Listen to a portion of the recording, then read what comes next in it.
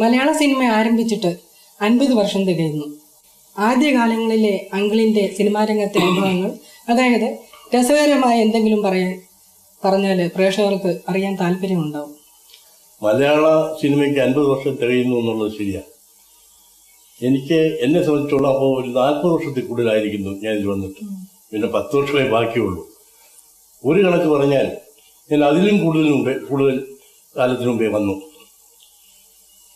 ബാലൻ എന്നുള്ള ആദ്യത്തെ മലയാള ചിത്രം കഴിഞ്ഞതിന് ശേഷം കൊച്ചിയിലെ അന്നത്തെ കളമുറ രാജാവായിരുന്ന കൊച്ചിയിൽ അപ്പം തമ്പുരാൻ വലിയ സാഹിത്യകാരനായിരുന്നു. അദ്ദേഹത്തിന്റെ ബുഹുതരായർ എന്നുള്ള ഒരു നോവൽ അദ്ദേഹം സിനിമയിലാക്കാൻ തീരുമാനിച്ചു. കേരള സിനിറ്റോൺ എന്ന പേരിലാണ് ഒരു കമ്പനി അവരുണ്ടാക്കിയത്. അതിൽ പുത്തേഴത്ത് രാമൻ മേനോൻ, കോട്ടയ്ക്കൽ PS വാര്യര്, ആറ്റൂർ കൃഷ്ണപ്രസാദ് ഇവരൊക്കെ ഡയറക്ടറായിരുന്നു. അന്ന് ഈ നടീനടന്മാരെ ആവശ്യമുണ്ടെന്ന് അവർ പ്രസന്റ് ചെയ്തപ്പോൾ ഞാനും 2 ഫോട്ടോ അയച്ചു. ആയിരക്കണക്കിന് ജനങ്ങൾ അവിടെ തിങ്ങിക്കൂടി. അതിൽ ഒരു കഥാപാത്രത്തിന്റെ വേഷം 10-30 പേര് പിന്നെ റിഹേഴ്സൽ എടുത്തു. പക്ഷെ എന്നെ സെലക്ട് ചെയ്തു. 9 മാസക്കാലം അവിടെ രാജകീയമായ നിലയിൽ ജീവിച്ചു. S. നൊട്ടാണി, ബാലൻ ഡയറക്ട് ചെയ്ത S. നൊട്ടാണി തന്നെയായിരുന്നു അതിനും ഡയറക്ടറായി ക്ഷണിക്കപ്പെട്ടത്. പക്ഷെ അത് പൊളിഞ്ഞു. ആ കണക്ക് നോക്കുമ്പോൾ ഞാനൊരു ഏതാണ്ട് ഒരു 50 വർഷത്തോട് അടുപ്പിച്ചതിലില്ലയോ എന്ന് സംശയിക്കേണ്ടി വരും. ആദ്യം ഞാൻ നാടകം കൊണ്ടു നടക്കുകയായിരുന്നല്ലോ. എൻ്റെ ആദ്യത്തെ നാടകമായിരുന്നു സ്ത്രീ ഞാൻ എഴുതിയത്. അപ്പോൾ അന്ന് ഈ നാടക ലോകത്ത് എന്താണെന്ന് വെച്ചാൽ ഈ നായകന്മാർ പാടിയേ തീരും. അവൻ അംഗഭംഗമുള്ളവനായാലും ശരി, കണ്ണുകൊട്ടനായാലും ശരി, പല്ലുന്തിവനായാലും ശരി, മൂക്ക് പതുങ്ങിയാലും ശരി, അവിടെ പ്രശ്നമേ ഇല്ല. നല്ലവണ്ണം പാടണം. അവന് നായകന്റെ വേഷം കൊടുക്കും. അങ്ങനെ നൂറ്റാണ്ട് കാലമായിട്ടുള്ളൊരു കീഴ്വഴക്കമാണ്. അതുപോലെ തന്നെ ഹാർമോണിസ്റ്റ്, ചവിട്ട് ഹാർമോണിയം വെച്ചുകൊണ്ട് രംഗത്തിന്റെ ഒരു കാൽഭാഗം അവൻ അപഹരിച്ചത്. അന്നൊക്കെ മൈക്കില്ല, കുറച്ചു പാടണം. അങ്ങ് അറ്റത്തിരിക്കുന്നവന് കേൾക്കണം. അതുകൊണ്ട് നല്ല കണ്ഠം, വളരെ ശക്തിയുള്ള തൊണ്ടയുള്ളവനെ അന്ന് വിളിക്കുള്ളൂ. അത് അമ്മയുടെ അച്ഛനൊക്കെ അതിലൊരാളായിരുന്നു. പിന്നെ അന്ന് വേറൊരു ഒരു വ്യത്യാസം ഞാൻ കണ്ടത്, അന്ന് വരെയുള്ള സാമുദായിക നാടകങ്ങളുടെ അവസാനം നടക്കുന്നത് കല്യാണമാണ്. കല്യാണത്തോടുകൂടെ നാടകം തീരും. ഒരു കഥാപാത്രവും ഭാര്യമാരായിട്ട് സൃഷ്ടിക്കപ്പെട്ടിട്ടില്ല അന്നത്തെ എഴുത്തുകാർ. എന്താണെന്ന് അറിയാനും വയ്യ. അപ്പോൾ ആദ്യം നായകൻ നായിക ആരും തന്നെ കല്യാണം ചെയ്തിരിക്കില്ല. അവസാനം ഒരു വിലൻ കാണും. വിലൻ സർവ്വ ദുർഗുണ സമ്പന്നനായിരിക്കും. മറ്റേ ആൾ സദ്ഗുണത്തിന്റെ ഒരു കേദാരമായിരിക്കും. ഒടുവിലെ ഒരു ബാങ്ക് മോഷണം എന്തോ ഉണ്ടാക്കി വന്നിട്ട് അവൻ ചാവും, നായകൻ നായിക വിവാഹം ചെയ്യും. ഇതാണ് ഞാൻ എന്ത് ചെയ്തെന്ന് വെച്ചാൽ, ഞാൻ നാടകത്തിനിടയിൽ ആദ്യമായിട്ട് ചെയ്തത് ഞാൻ 2 ഭാര്യമാരെയാണ് സൃഷ്ടിച്ചത്, മക്കളുള്ള. അപ്പോൾ കല്യാണം ആവശ്യമില്ല. കല്യാണം കഴിഞ്ഞിട്ട് കഥ എങ്ങനെ കൊണ്ടുപോകാമെന്ന് അറിയാൻ വയ്യാത്തതുകൊണ്ടോ അതോ അന്നത്തെ എഴുത്തുകാർ അതിനെപ്പറ്റി സങ്കല്പിക്കാത്തതുകൊണ്ടോ എന്തോ ആയിരിക്കും അങ്ങനെ ഒരു സംഭവം ഉണ്ടായിട്ടില്ല. അതൊന്ന്. രണ്ടാമത് ഞാൻ ചെയ്തത് ഈ ഹാർമോണിസ്റ്റിനെയും മൃദംഗക്കാരനെയും പിടിച്ച് തിരശ്ശീലയ്ക്ക് അകത്താക്കി അവരെ പുറത്തേ കാണിച്ചില്ല. അപ്പോൾ എത്രയോ വർഷം കൊണ്ട് നിലവിലിരിക്കുന്ന ഒരു സമ്പ്രദായം ഞാൻ എടുത്തു മാറ്റി ഒരു പ്രഭാതത്തിൽ. അതിന് അന്ന് വലിയ എതിരൊക്കെ ഉണ്ടായിരുന്നു. പക്ഷെ എന്നോടൊന്നും നടന്നില്ല. പിന്നീടൊന്ന് പാടാത്ത നായകനെ ഉണ്ടാക്കി. കാരണം നായകൻ ഞാൻ തന്നെയായിരുന്നു. എനിക്ക് പാടാനൊട്ട് അറിഞ്ഞില്ല. അങ്ങനെ സംഭാഷണത്തിൽ കൂടി ഞാൻ ആളുകളെ വളരെ ആകർഷിച്ചു. സ്ത്രീ എന്നുള്ളത് ഒരു മനഃശാസ്ത്രപരമായ നാടകമായിരുന്നു. അത് ഇന്നും കളിച്ചാലും അതിനൊരു പുതുമയുണ്ട്. അത് തന്നെയായിരുന്നു എൻ്റെ ആദ്യത്തെ സിനിമയും. സിനിമ എടുത്തത് വേറൊരാളായിരുന്നു. അന്ന് ഈ സ്ക്രിപ്റ്റ് എഴുതാനൊന്നും എനിക്ക് അറിഞ്ഞൂടാ. അപ്പൊ ഈ സംവിധായകനും മലയാളത്തിൽ വലിയ സാഹിത്യമൊന്നും പിടിയില്ലാത്തതുകൊണ്ട് എന്നെ അങ്ങേറെ കൊണ്ടും എൻ്റെ ആശയം കൂടെ എഴുതാനും സാധിച്ചില്ല. അപ്പൊ ഞാൻ തന്നെ അതങ്ങ് എഴുതി. അപ്പൊ അന്ന് വരെ ഞാൻ സ്റ്റുഡിയോ കണ്ടിട്ടില്ല. പിന്നെ ഞാൻ സിനിമ ക്യാമറ കണ്ടിട്ടില്ല, ഒന്നും കണ്ടിട്ടില്ല. എങ്ങനെയാണ് സിനിമ സ്ക്രിപ്റ്റ് എഴുതണമെന്നും അറിഞ്ഞുകൂടാ. പക്ഷെ സിനിമ ഹിന്ദിയും തെലുങ്കും ഒക്കെയുള്ള അന്നത്തെ സിനിമകൾ കണ്ടുകൊണ്ടുള്ള പഴക്കത്തിൽ ഇങ്ങനെയൊക്കെ ഇരിക്കണം എന്നൊരു തോന്നൽ വെച്ച് ഞാൻ തന്നെ സ്ക്രിപ്റ്റ് എഴുതി. അപ്പൊ fade in, fade out, mix, closeup, mix out ഇതിനൊന്നും എനിക്ക് സാങ്കേതിക പദങ്ങൾ അറിയാത്തതുകൊണ്ട് ഞാൻ ഒരു കഥാപാത്രത്തിന് പ്രാധാന്യം കൊടുക്കുന്ന സമയത്ത് ഇത് വലിയ മുഖമായിട്ട് കാണിക്കണം, ഇത് 2 പേരുടെ വലിയ മുഖം വേണം, ഇത് എല്ലാവരെയും കൂട്ടിച്ചേർത്ത് കാണിക്കണം. പിന്നെ ഈ രംഗം കുറച്ച് തേഞ്ഞു മാഞ്ഞ് അടുത്ത രംഗം പ്രകാശമാനമായി തീരണം. ഇതിന് ഫേഡ് ഇൻ, ഫേഡ് ഔട്ട് എന്നുള്ള ടെക്നിക്കൽ നെയ്ത്തിനൊക്കെ ഇങ്ങനെയാണ് എഴുതിയത്. ഇങ്ങനെ എഴുതി ഏതായാലും അത് അഭിനയിച്ചു. ഈ നാടകവും സിനിമയും കൂടെ താരതമ്യം ചെയ്യാൻ പറ്റുമോ? നാടകമാണ് പ്രയാസം. കാരണം ഇത് മാംസവുമായിട്ടുള്ള കളിയാണ്. ഇവിടെ ഒരു തെറ്റ് വന്നാൽ പിന്നെ ആ തെറ്റ് തന്നെ. അത് തിരിച്ച് സിനിമ പോലെ റീടേക്ക് ചെയ്യാൻ നോക്കൂലല്ലോ. നാടകത്തിൽ കരയണമെങ്കിൽ കരഞ്ഞു തന്നെ തീരണം നടൻ. ഇവിടെ ഗ്ലിസറിനുണ്ട്, എടുത്ത് ഇട്ടുകൊടുത്താൽ മതി, ഏത് കൊലപാതകയും കരയും. സിനിമ എന്ന് പറയുന്നത് ഒരു പരിചയത്തിൽ കൂടി പിന്നെ നമുക്ക് മുടുക്കന്മാരാകാവുന്ന ഒന്നാണ്. അങ്കിളിന് നാടകത്തിലാണോ അധികം സംതൃപ്തി തോന്നിയത് അതോ സിനിമയിലാണോ? നാടകം. നാടകത്തിൽ എന്നുള്ള നമുക്ക് നാടകത്തിൽ എന്തോ ചെയ്തു എന്നൊരു സംതൃപ്തിയുണ്ട്. സിനിമയിൽ അങ്ങനെ ഇത് മുറിച്ച് ഇത് മരണം ആദ്യം നടക്കും, പ്രസവം പിന്നീട് നടക്കും, ഇങ്ങനെയൊക്കെയുള്ള ഇടപാടില്ല. മറ്റെങ്ങനെ ഒരേ ഇതിൽ ട്രെൻഡിൽ പോകുന്ന ലൈഫുണ്ട്. അത് മാത്രമല്ല, നമ്മൾ മനുഷ്യന്റെ ഈ ജീവനുള്ള മനുഷ്യന്റെ മുമ്പിലല്ലേ നമ്മൾ ഫേസ് ടു ഫേസ് കാണുകയല്ലേ. ഇന്ന് ഈ നടീനടന്മാരെ കാണാൻ കൂടുന്നതിനെക്കാട്ടിലും അന്ന് നടീനടന്മാരെ കാണാൻ കൂടുന്നത് എന്നെയൊക്കെ സത്യം പറഞ്ഞാൽ ഒരു കാലഘട്ടത്തിൽ സിനിമയിൽ അഭിനയിച്ചു കഴിഞ്ഞതിന് ശേഷം എന്നെ കാണുന്നതിനേക്കാൾ കൂടുതൽ ഞാൻ നാടകത്തിൽ ചെന്നിറങ്ങുമ്പോൾ എന്നെ കാണാൻ ആളുകൾ ചുറ്റും കൂടിയിരുന്നു. ഒരു നടനായത് ഒരു ഭാഗ്യമായി കരുതുന്നു. ഒരു ഭാഗ്യമാണ് ഇതിന്റെ മൊത്തത്തുക ഭാഗ്യമാണ്. സിനിമയിൽ അഭിനയിക്കുക എന്ന് പറഞ്ഞത് 70% ഭാഗ്യമാണ് എന്നും ഞാൻ വിശ്വസിക്കുന്നുണ്ട്. ആദ്യകാലത്തെ സിനിമയിലുള്ള അനുഭവങ്ങളും ഇപ്പോഴുള്ള സിനിമയിലെ അനുഭവങ്ങളും തമ്മിലുള്ള അങ്ങളുടെ വ്യത്യാസം എന്താണ്?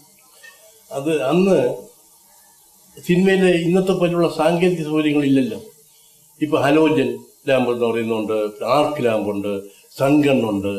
പിന്നെ ക്യാമറ തന്നെ ഇന്ന് വളരെ എളുപ്പത്തിലെടുത്ത് ഒരാൾക്ക് ചുമ്മാ കയ്യിലെത്തി കൊണ്ടാവുന്ന സൗകര്യമുള്ള ക്യാമറയുണ്ട്. അന്നങ്ങനെയല്ല. അന്ന് ഡബ്ബറി എന്നും അതൊക്കെ പറയുന്നത് കുട്ടിപ്പത്തായം പോലെ ഇരിക്കും. ഇതൊക്കെ തൂക്കിയെടുത്ത് വെക്കാനൊക്കെ വലിയ വിഷമമുണ്ട്.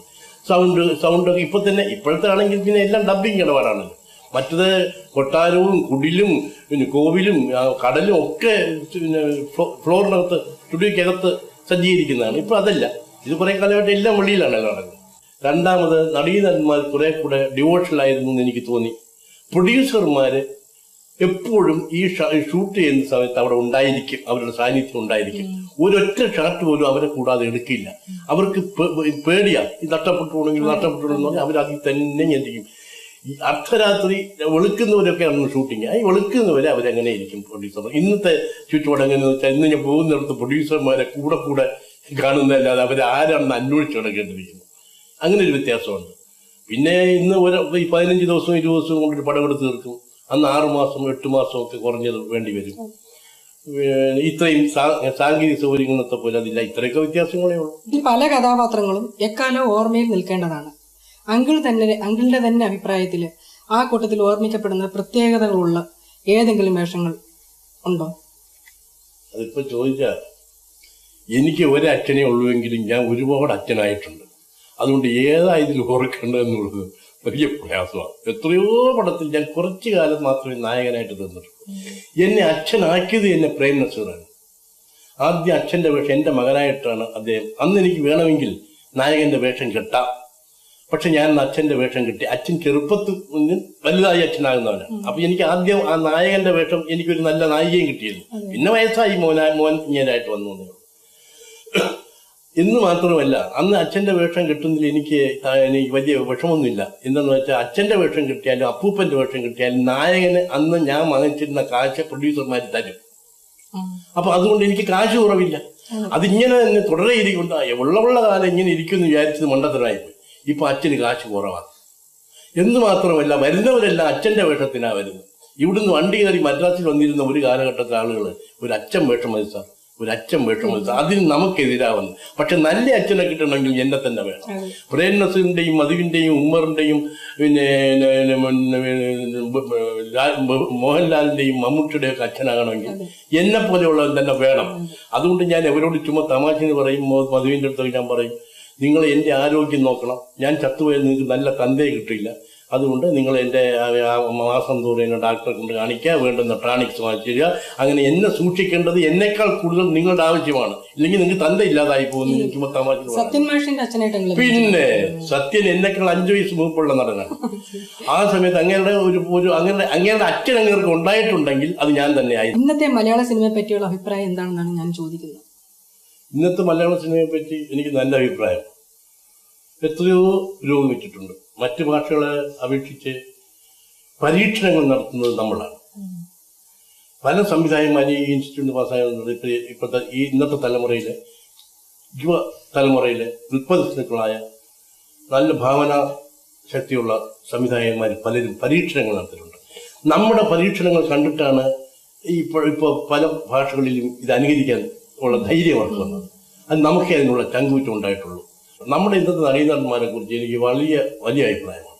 എല്ലാം നല്ലവന്മാരും പിന്നെ തൻ്റെ തൊഴിലിനോട് താൻ ചെയ്ത ജോലിയോട് ആത്മാർത്ഥതയുള്ളവരും പിന്നെ കൃത്യനിഷ്ഠയുള്ളവരും ഒക്കെയാണ്. ഈ സംവിധായകരെ സംബന്ധിച്ചോളം അന്നുള്ള സംവിധായകരാണോ കൂടുതൽ സംതൃപ്തി തോന്നിയിരിക്കുന്നത് ഇന്നുള്ള പിന്നെ ഇപ്പോഴത്തെ സംവിധായകന്മാരല്ലേ, ഈ പിള്ളേർ പഠിച്ചോണ്ട് വരില്ലേ സംവിധാനം. അതുകൊണ്ട് ഇവർക്ക് പുതിയ പുതിയ ആശയങ്ങളുണ്ട്. ഈ ആശയങ്ങളൊന്നും പണ്ടത്തെ ആളുകൾക്കില്ല. ഇന്ന് നമ്മുടെ ഇന്നത്തെ തലമുറ സംവിധായകന്മാരോട് അഭിനയിക്കാൻ വളരെ ആവേശവും എനിക്ക് ഭയങ്കര ഇഷ്ടമാണ്. കാരണം അവരുടെ നല്ല നേട്ടങ്ങളെ പറ്റി അങ്ങ് സംതൃപ്തനാണോ?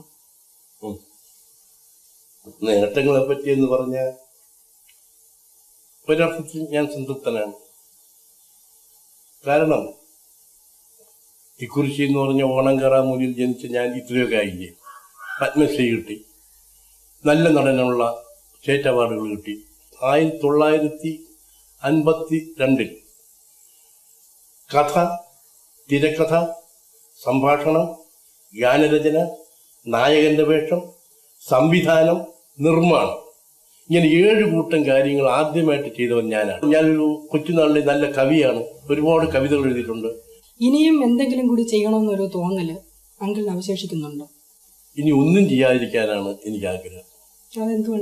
എന്തുകൊണ്ടാണെന്ന് വെച്ചാൽ എനിക്ക് ഈ ജീവിതത്തിന്റെ സായാഹ്നത്തിൽ ഒരു വിശ്രമിക്കണം. അതായത് എൻ്റെ കയ്യിലുണ്ടായിരുന്ന എല്ലാ ചരക്കുകളും ഞാൻ ഇഷ്ടപ്പടിക്ക് വിറ്റു, തോന്നുന്ന പോലെ വിറ്റു. എനിക്ക് എൻ്റെ ഇഷ്ടത്തിനനുസരിച്ച് വിറ്റ് ഞാൻ കട പൂട്ടി. അതിൻ്റെ താക്കോൽ ഉടമസ്ഥനുകൊണ്ട് കൊടുക്കണം എന്നുള്ള വിശ്വാസത്തിൽ കടയും പൂട്ടി. ഇനി കച്ചവടം വേണ്ട എന്ന് പറഞ്ഞ് ഇറങ്ങി തിരിച്ചു താക്കോൽ ഉടമസ്ഥനെ ഏൽപ്പിക്കാൻ.